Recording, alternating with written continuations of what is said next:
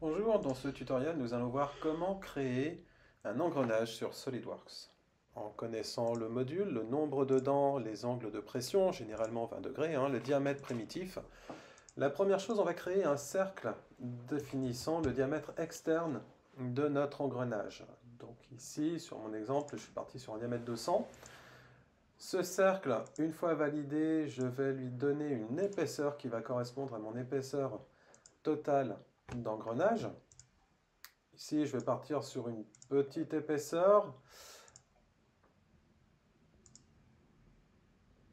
Une fois ce cercle défini, je vais dessiner une dent. Alors, ce n'est pas la dent que je vais dessiner, c'est plutôt la partie que je vais vouloir enlever. Donc, pour ça, je vais utiliser les outils de rectangle, de ligne, d'arc en fonction des besoins. Donc là, je le fais de façon un petit peu rapide pour le tutoriel. Mais toutes ces formes sont définies par des normes, par des règles. Donc, on ne fait pas vraiment tout ce qu'on veut au niveau des engrenages, on va respecter un certain nombre de critères, un certain nombre de normes.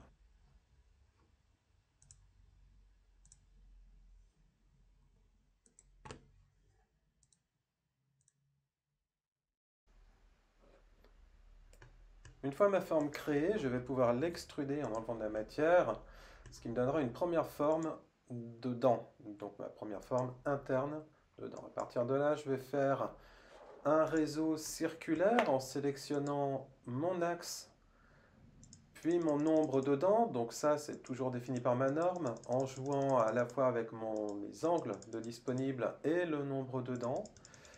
Une fois que c'est fait, une fois que c'est correctement paramétré, je valide. Une fois que c'est fait, correctement paramétré, je valide. Et j'ai mon engrenage prêt à être exploité.